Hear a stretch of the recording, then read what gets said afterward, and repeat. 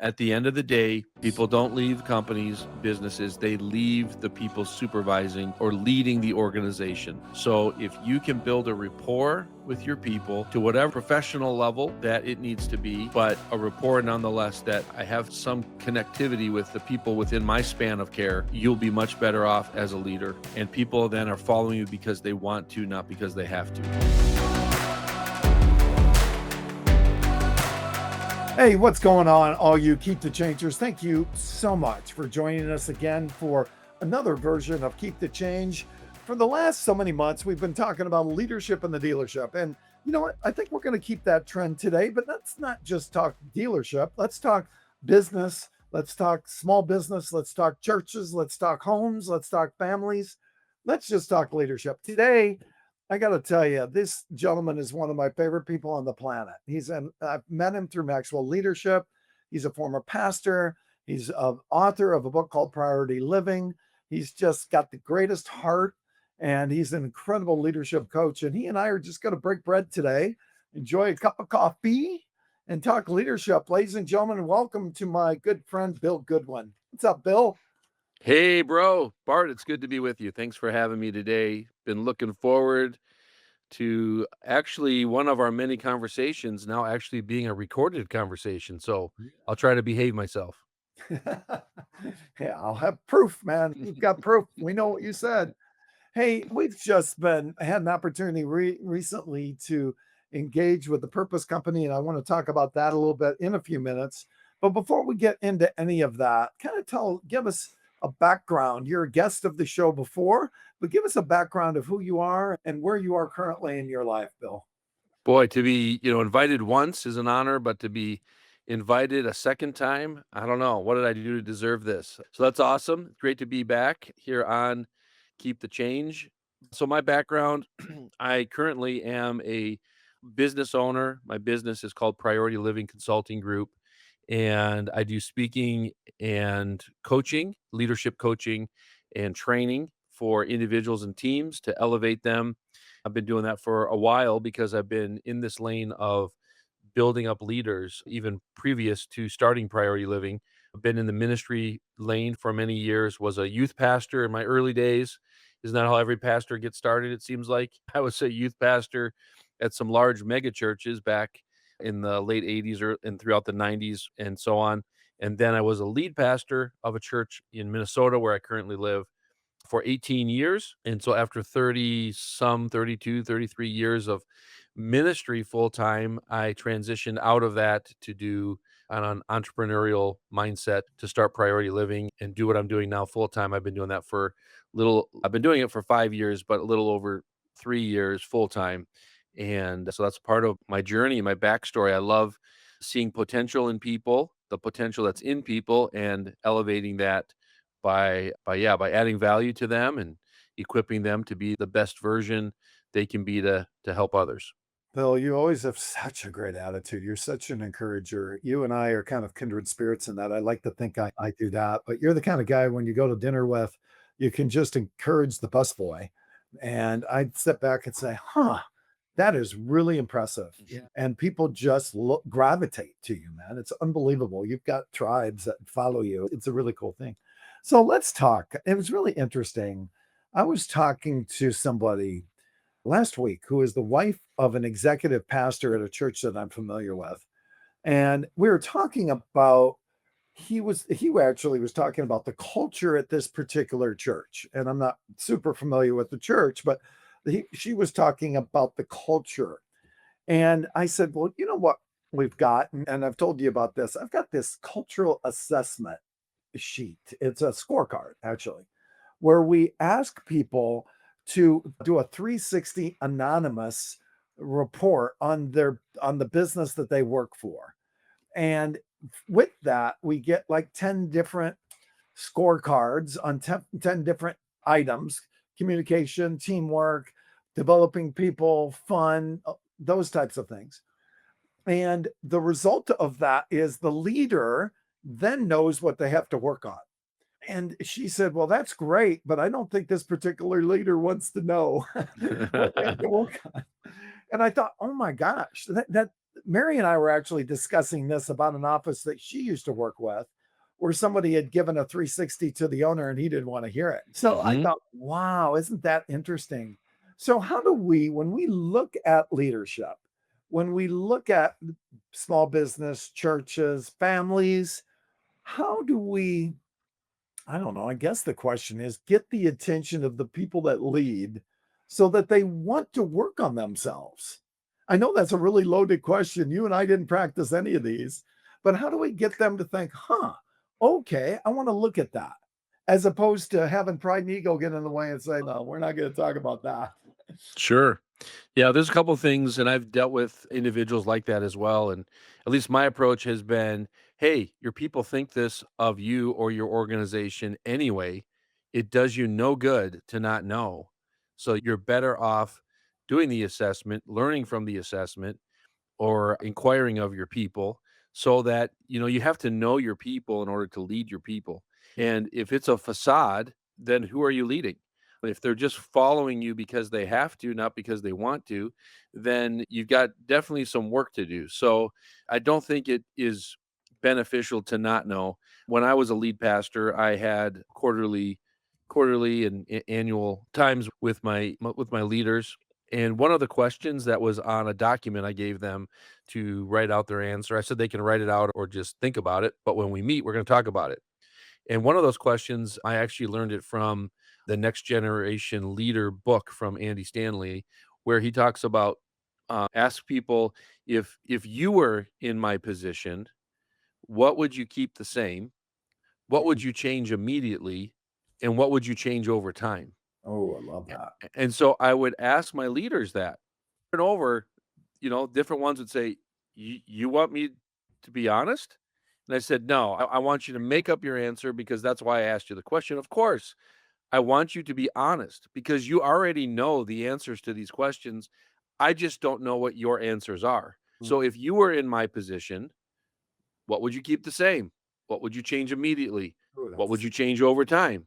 And that gives us a good finger on the pulse of like, wow, my leaders have ideas, they have thoughts, they have things that they don't think are going well that they would change immediately or they would change over time. And there's definitely things that they like about how things are going in the organization. And those are things they would want to keep the same if new leadership came into place. So, I think learning from your leaders and not just being the leader of your leaders is a true sign of a true leader is yeah, somebody who is willing to hear things, even things that they might not want to hear, or, they might be blind spots they were unaware of. But that yeah. ultimately makes not only you better, it makes your organization better. I'm reminded of that with that answer is the Johari window.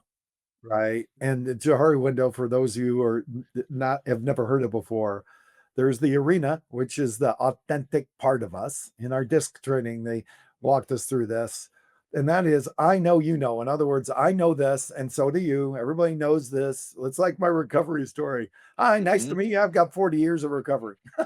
That's kind of how that works.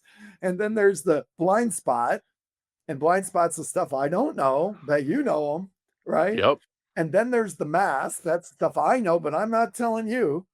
I remember taking an eighth grade psychology class, Bill, and they told me, us in eighth grade, everybody's got something in the closet, right? They all Mhm. got something. And then the last thing is potential, which I don't know, you Mhm. don't know, right? And if you and I can increase our authenticity, if we can decrease that arena, if we can increase that arena that I know you know, and we can decrease our blind spots and we decrease our masks, what happens? Our So good. potential goes up, right? Yeah, absolutely. And that's like what we're doing, what we now, because I get to be part of your team, doing with the Purpose Company, but also what we're doing with this culture assessment.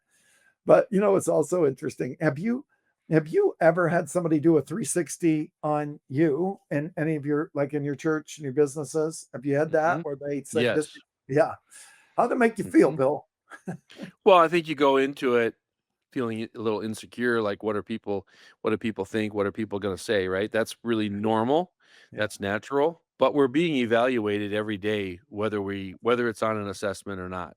Yes. And people are determining, do they do I mean, it's so childish almost. Do they like me? Do they care? Do they like my personality or the way that I lead them? Do they like the decisions that I'm making? And so it's actually better to know than to not know because again, people are making their assessments, their evaluations on a daily basis. And so let's take the mask off and let's be honest with each other and therefore we can each get better. I've also on the other hand, I've worked with some leaders over the years that they they could have really benefited if they would have allowed and made room in their own life and their leadership for Mhm. others to be really speak something into them. Yeah. And there's a common question now in the leadership or coaching lane. It's the question of, what's it like being on the other side of me? Ooh, And that's just another way of asking that. Some leaders will never ask that question because they don't want the answer. But I think you're fooling yourself by not asking, "What's it like being on the other side of me?" yeah. I wanna learn from you so that I can continue doing things I need to do, start doing things I'm not doing, and I need to stop doing things that I'm currently doing. And that all comes into play with basically awareness. Yeah. A leader needs to be self-aware, but there Yes. are areas where we're not fully self-aware, and that's why asking others on our team that we work closest with to be open and to share that, and I think that makes us all better. Yeah, that's so good. I love the book Self-Awareness by John, Self-Aware Leader by John. Don't you? Yes. It's a s Yes. it's so rich, man. So Yes. good. So, I gotta tell you a little story. Don't tell anybody. Okay, this is between you and me, Bill. That's right. So, as soon as I had done the assessment and I had heard Mary talk about that one boss that didn't wanna hear it, and I had another leader I talked to him about it, and he didn't say, "I don't wanna hear it," but he didn't wanna hear it. So I gave one to my team, and I made up 12 questions and gave it to my ministry team, our leaders, our Celebrate Recovery team. And eventually I got them back and all anonymous. And I will tell you, man, I got a little butthurt. I don't know if I can say that on a podcast, but I have to admit it. I got a little butthurt. And then I gave it to God and I said, God, you did this. I mean, I believe that I listened to his Mhm. guidance on doing that. And one of the things that my prideful brain came back at is, well, they haven't been here in 4 months. How do they know? Well, I wasn't gonna give them the assessment, right? But they asked for one. Oh boy, they're Yeah, asking me, "Let me tell you what I think." can we do one? They hadn't been there in 4 months. And I have to tell you, I've grown in 4 months, I hope so, yeah, we all should be growing, right? but I learned a lot. And I'm like, learned. I listened to it. I thought, huh, that makes sense. Huh, I need to focus on those things. So when we talk about leadership, when we go into businesses, what do you feel, Bill, are some of the things that in today's world, whether it's again a small business, a church, a family, we're being pretty broad here today, but what are some of the areas where you feel that somebody who's in a leadership position needs to really focus on with or without the assessment on how they're doing? What do you feel Mm. that a great leader needs to really focus on to get their people to the next level and change culture? Yeah, the first thing that comes to my mind, Bart, is that leader could be a CEO, could be an executive director of a nonprofit, could be a supervisor, mid-level management, whatever the case may be. I think the first thing is, are you growing yourself? Oh, yeah. Are you growing yourself? And I'll change the question to ask, how are you growing yourself? Because your organization, your team, your ministry, whatever, it's only going to grow to the level of that leader.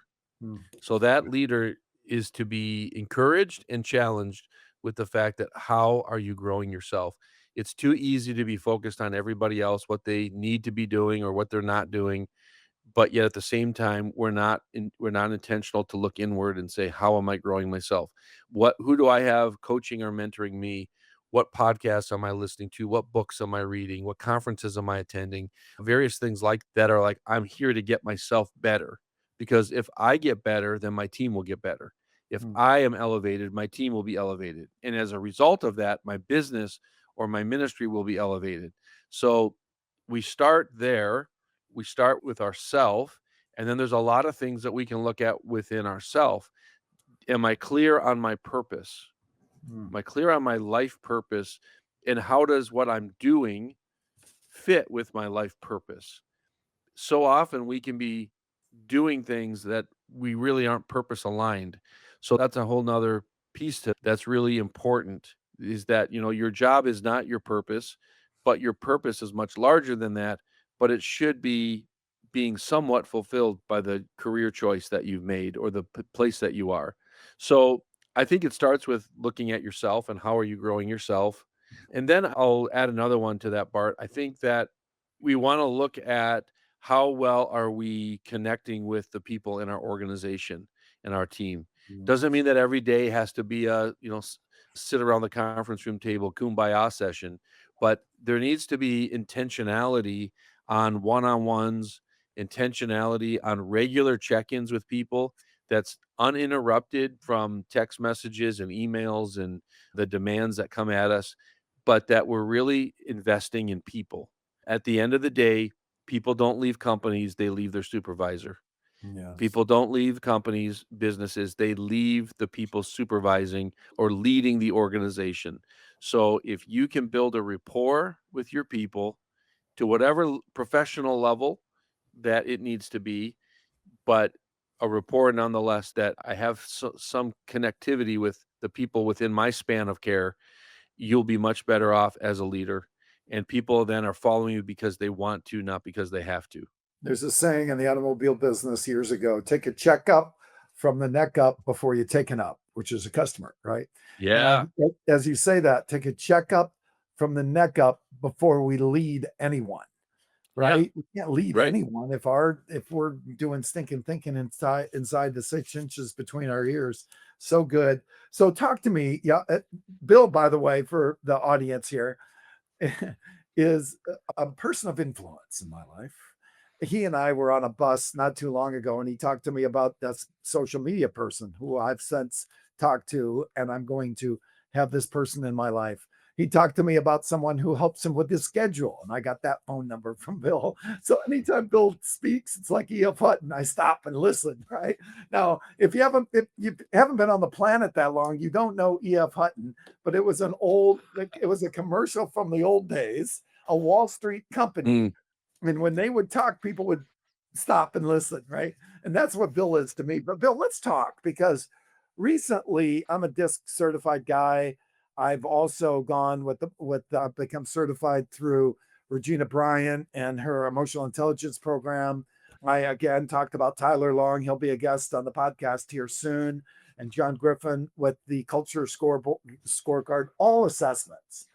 And it was interesting. Last week, I was at a church conference, Esther Church Conference, and my friend Robin Wood was talking about assessments and how if we don't do assessments, we don't know our people and we don't know ourselves. It's like in the world of AI, why wouldn't we do assessments where we get right. more information than we could ever get on our with our own blinders on? But you hooked me on to the Purpose Company.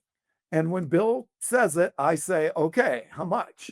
Within weeks, I had signed up, and we've since Bill's teaching us to go through it. But I want you to walk through when you like saw the purpose reports, and you thought, oh my gosh, I'm going to run with that. Tell us all about that. And ironically, if it's okay, Bill, maybe you want to do this, but the person who founded the Purpose Company now has some more influence in our lives, and I'll let you land that one. And so, tell us about the Purpose Company. Tell us about the reports. Tell us how, since you started with it, how it's impacted your clients and you, not in that order, and you and your clients. Talk to us about that.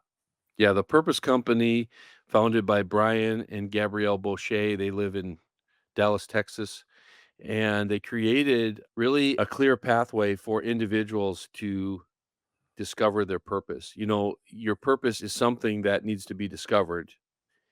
And I love that Mark Twain years ago said, "The two greatest days in your life are the day you were born and the day you discover why.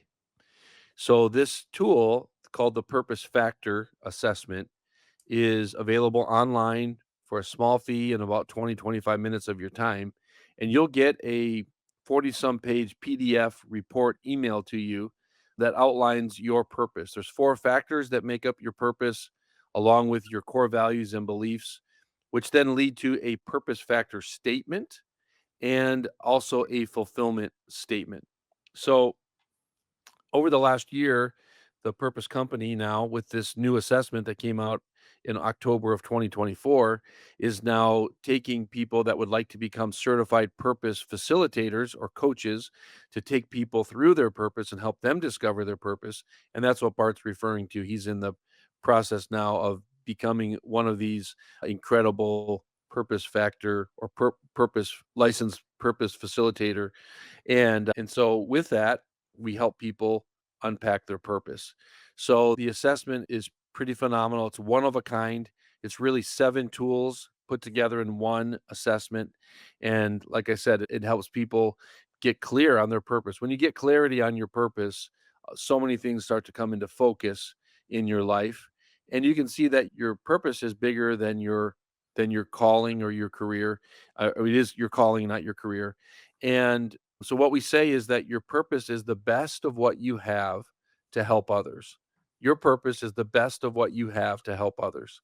And as we live out our purpose, as we're doing and giving the best of what we have to others, in return, we receive something called fulfillment. And fulfillment is like those endorphins that go off in your brain, and you're like, I love what I get to do. I could do this all day. I'm living in my sweet spot. And that's really fulfillment of giving the best of what you have to help others, which is your purpose. So we love helping people and individuals and teams get clear on their purpose. And you know that in the workplace, there's all these statistics and these things that have come out that people, when they get clear on their purpose and they see how their work life is part of living out their purpose. It's not their full purpose.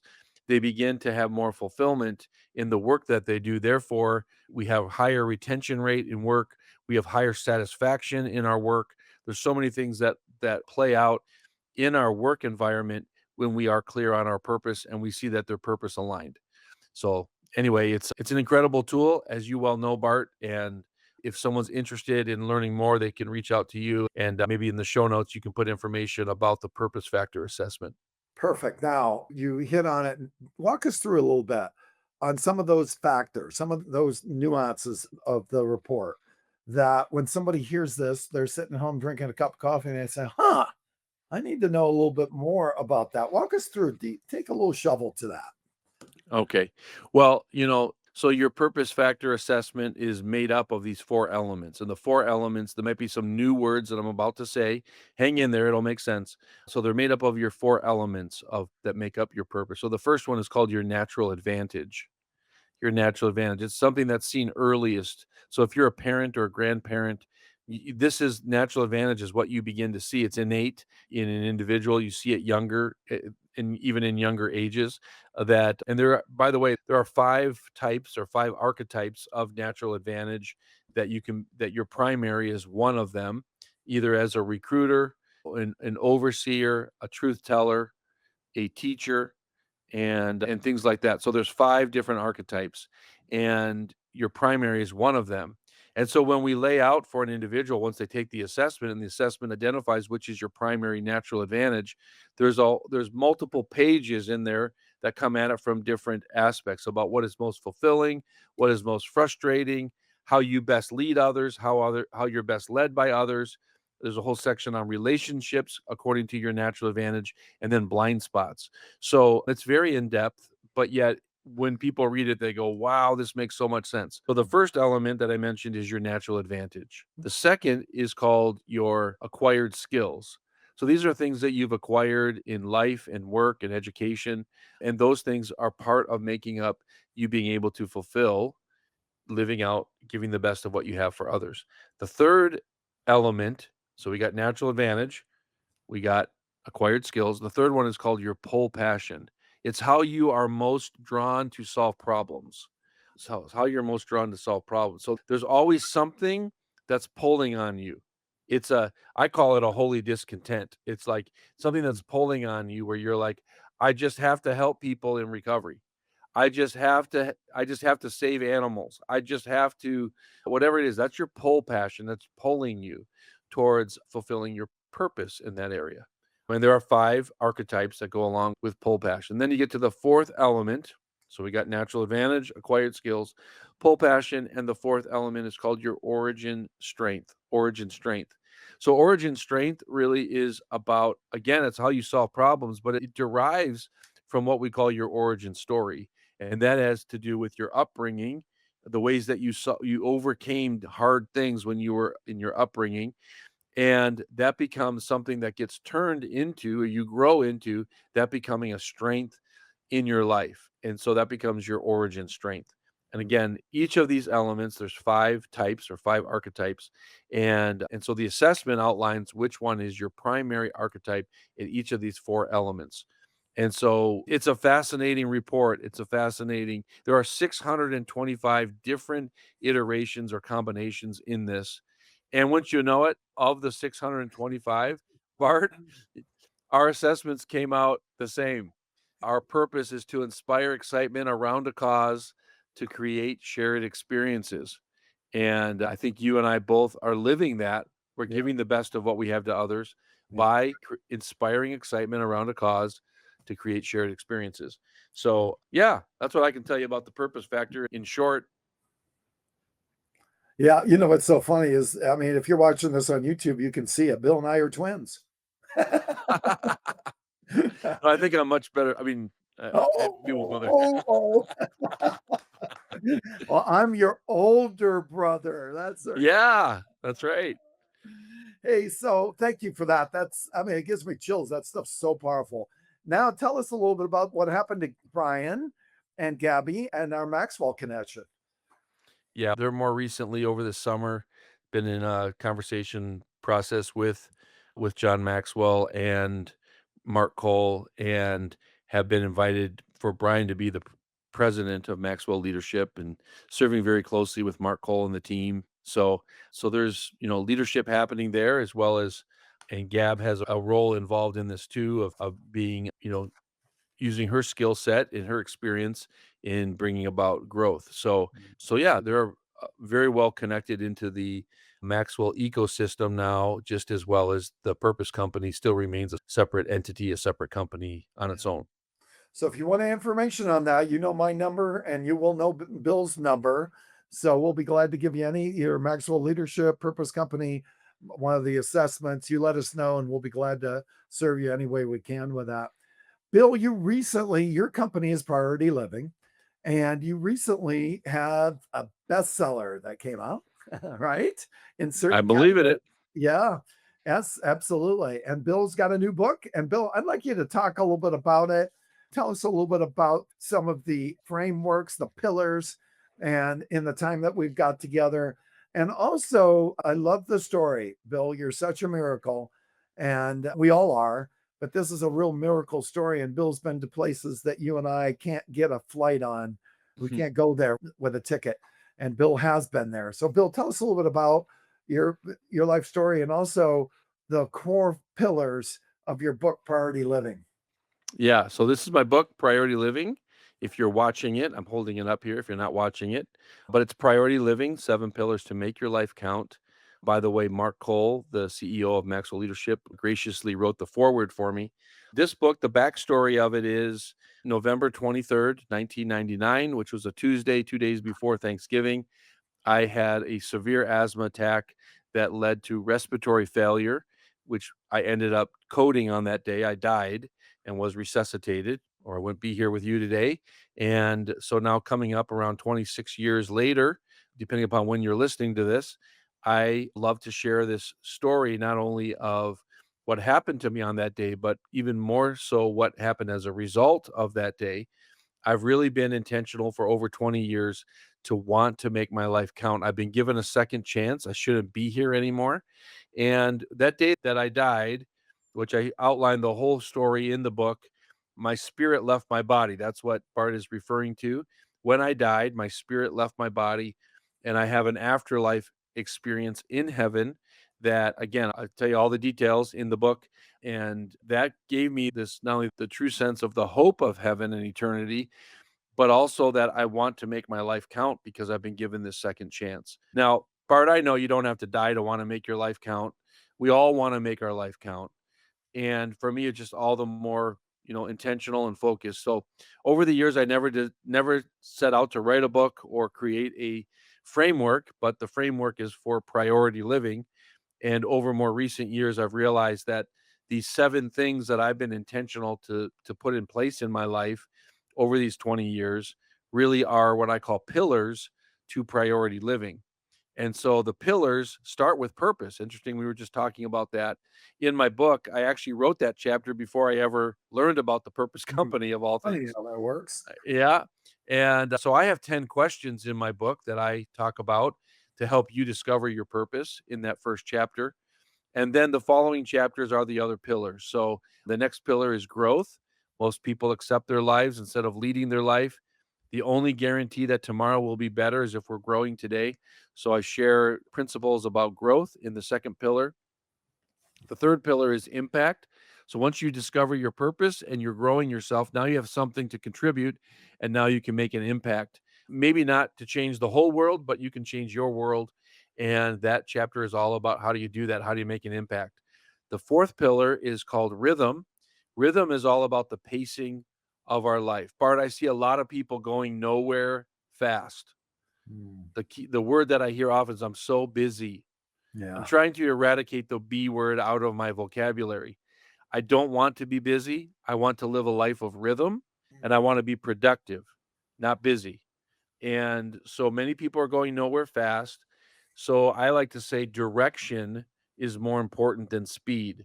If you get clear on where you're headed and why you're here, then you can go in that direction and not just busy your life, but be productive with your life. And so the chapter on rhythm, the pillar of rhythm, really is all about the pacing of work and rest. That there's a biblical principle that we actually are to work from rest, not rest from work. And that's a quote from Mike Breen that I quote in the book.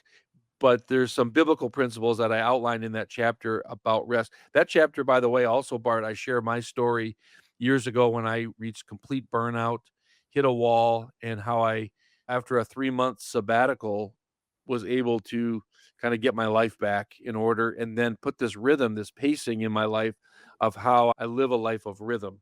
Mm, So then we get to the next pillar, which is one I love so much. It's called explore, and that's all about having fun. We got this great big playground, and so I like to say to chase, wonder, adventure often, and explore big. And that's mm, what's really a part of that whole chapter. How do you live the most out of I share a very funny story in that chapter, Bart, of a prank I pulled at a church staff meeting with my associate pastor at the time. It's a story that you will LOL, you will laugh out loud when you read that story because I like to have fun.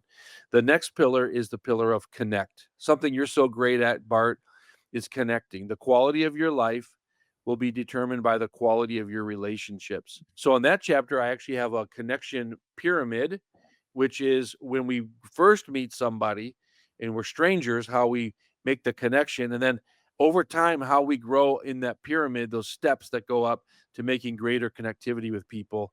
And I share that in that chapter. Then the final pillar, thanks for being so patient.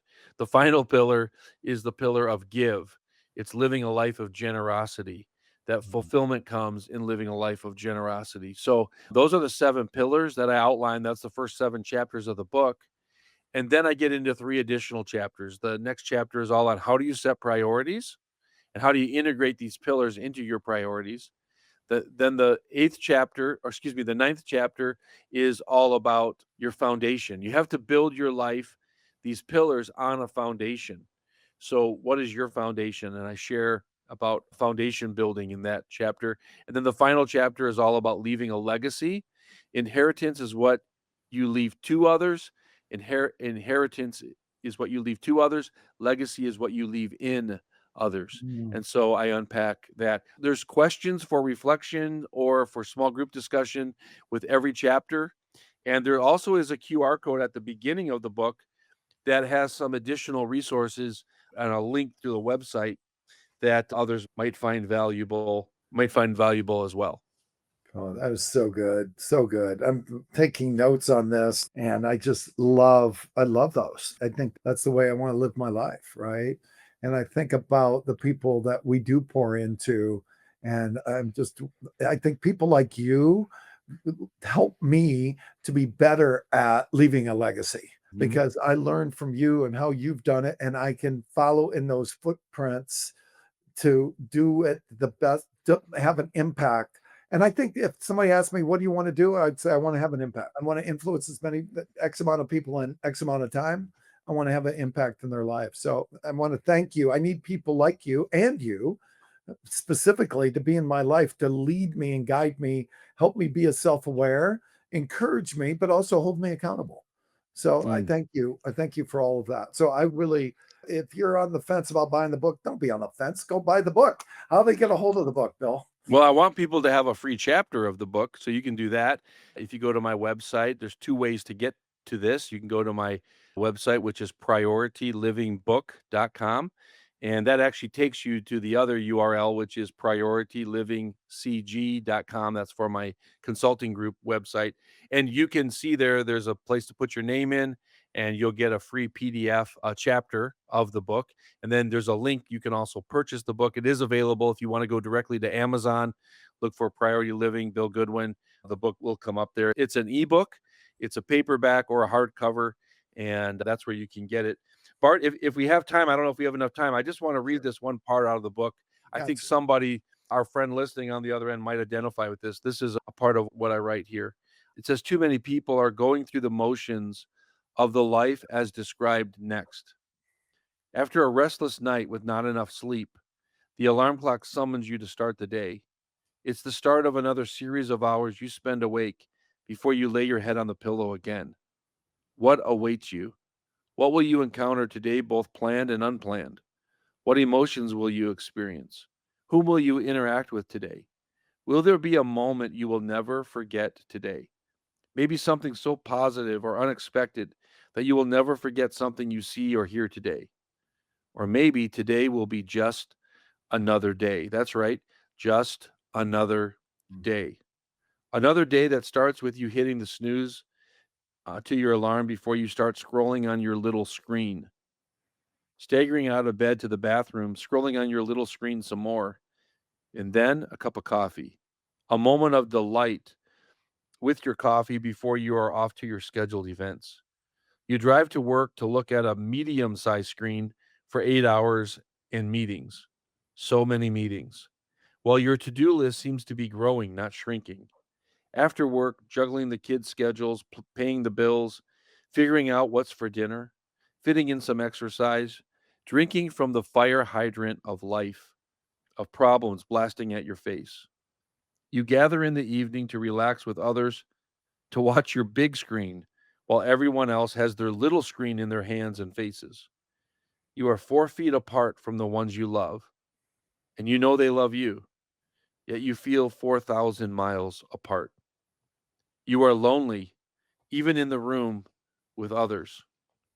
Your day is a continual bombardment of emails, social media, trying to figure out AI, your hybrid work environment, the 24-hour news cycle, and never ending demands that you add to your to do list for another day.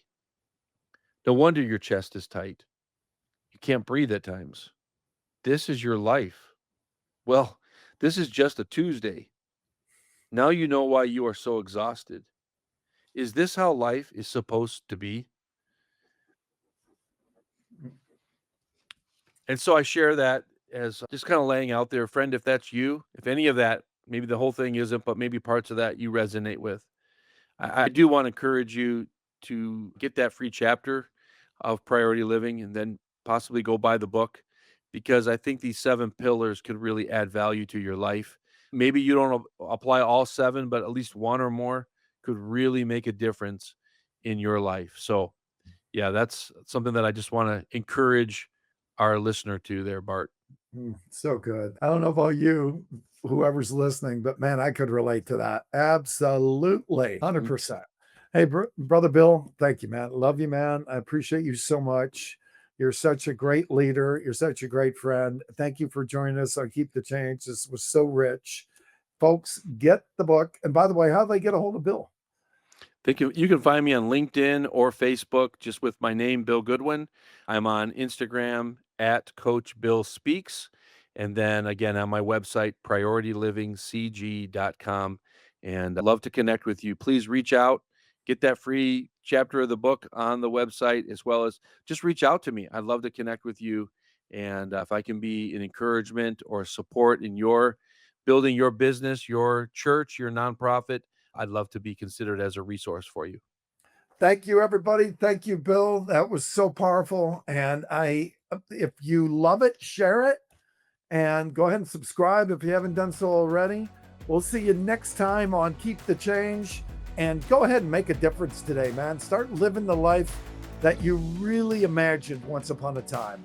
Why not make that happen now? Thanks, Bill. Appreciate you, my brother. Take care, everybody. Great to be with you.